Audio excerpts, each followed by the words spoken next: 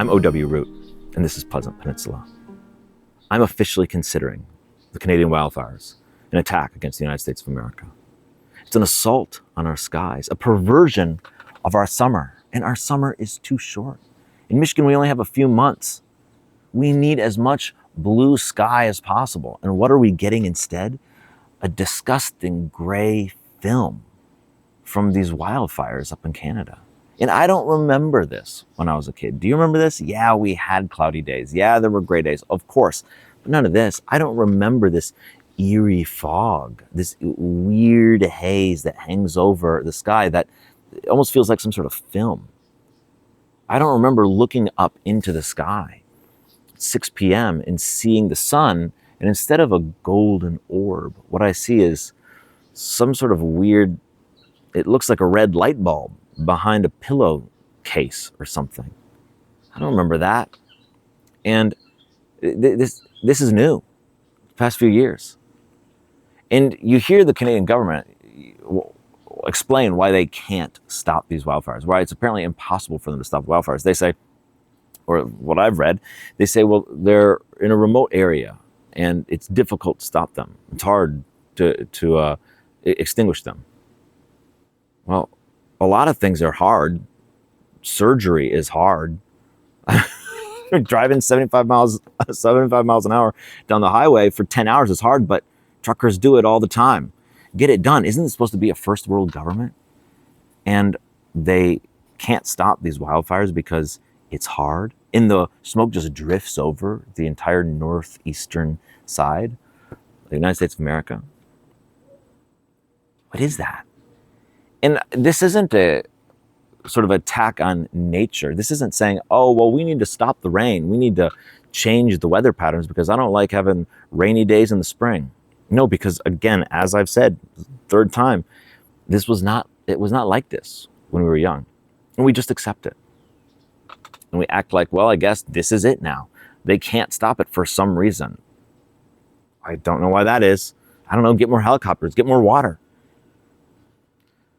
And the thing is, at first it feels dreamy, I guess, for a day. You take it for one day, say, well, this is kind of weird, it's kind of dreamy, kind of weird haze. It's an odd pattern. It's kind of like, you almost think of it as being fog for a moment, if in the right light.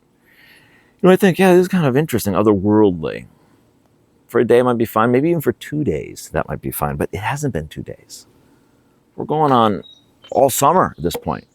And it really does look uglier.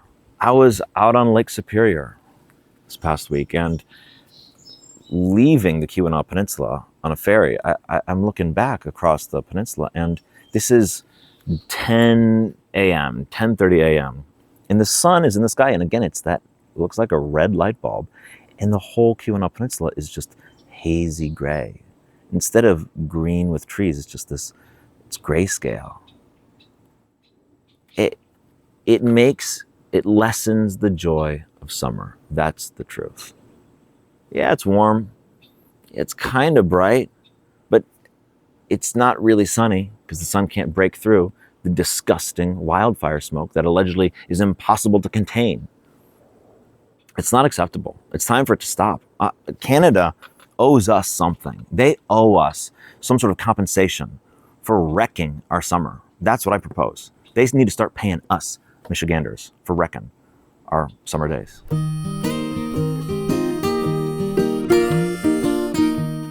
Where do you get the best sandwich up north? You probably think that I'm going to tell you a place that costs $50 a person or some place where you need a reservation 8 hours in advance. Nope, that's not where you get the best sandwich up north. Where you're going to get the best sandwich up north is in the back of a liquor store. Not any liquor store. You can't just go into some liquor store and say, give me a sandwich. That's not what I'm talking about. I'm talking about one liquor store in particular. I'm talking about Gurney's Bottle Shop in Harbor Springs. In the front of Gurney's, there's no menu. Standing outside, looking out the windows, you wouldn't know that there are sandwiches in there. It just looks like a bottle shop, a liquor store.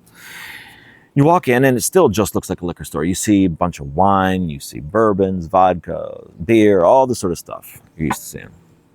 But if you keep going all the way to the back corner underneath the fluorescent light, it's going to be a tall sandwich counter. It's going to be smooth. Thousands of hands over the years have rested on that counter as they place their order. And that's where you're going to find the best sandwich in northern Michigan. And I'll tell you about my trip to Gurney's. I went to Gurney's a couple weeks ago, 2:30 p.m. on a Tuesday, I believe. I went in, and as I was placing my order, they told me they're all out of cucumbers and pickles. It was near the end of the day. They closed shortly after that. And I wasn't surprised, because of course they were out of cucumbers and pickles. Because Gurney's isn't a national chain like Subway or Jimmy John's or whatever, some chain that mandates that every single store has to have enough ingredients at any single time of the day because they have enough money as a corporate entity to waste as much food as possible. No, Gurney's is an independent place. Remember, it's a small sandwich counter in the back of a liquor store. It's almost closing time, and so of course they're out of a few ingredients. They don't offer tomatoes at Gurney's either. You know, you look up at the menu. On the back, it's all written across the back on a blackboard.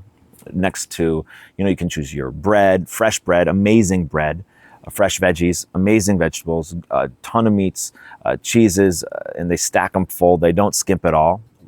But when it lists everything that you can choose, they say no tomatoes. That's a weird thing. Who else doesn't offer no tomatoes? I can't think of a single sandwich shop that says we just don't offer tomatoes. It's a weird thing. It's a funny thing. It's a Gurney's thing. That's what makes it unique, or it's one of the many things that makes it unique. And of course, the most unique thing is the fact that it's in the back of a liquor store. Say that again. The best sandwich place is in the back of a liquor store. In Harbor Springs, if you've ever been to Harbor Springs is a beautiful place. Or if you've never been, let me tell you, it's probably the nicest town in Michigan, or one of the nicest towns in Michigan. It looks like it's from an Instagram photo shoot. It's beautiful. There are so many stunning places. There are nice restaurants to eat that look like you'd see it on Pinterest. And they're lovely, and they taste amazing, and they offer great stuff and great ambiance. But there's something that Gurney's has that's special.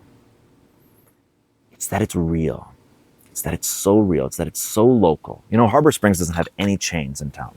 So everything is one of a kind. But Gurney's is even more one of a kind.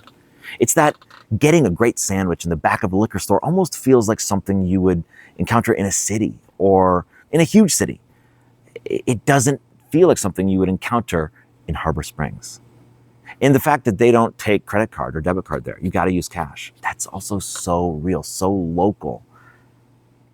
The fact that they don't have their own specific designated wrapping paper like Subway or Jimmy John's, and again, every single location is required to use the exact same paper. The fact that they don't have that, but instead it's just saran wrap that looks like what you'd have at home, makes it feel intimate and homey. And real, again, real. Something that, one of the things that contributes to our modern sense of ennui is the feeling that everything is kind of the same everywhere. And the fact that you can kind of get everything everywhere, and it's easy to get all of it, kind of makes us feel weirdly unsatisfied. And Gurney's is the opposite of that. It's nowhere else. It could be nowhere else. It could only be in Harbor Springs. And that's what makes Gurney's the best place to get a sandwich in all of northern Michigan. I'm O.W. Root for Michigan Enjoyer.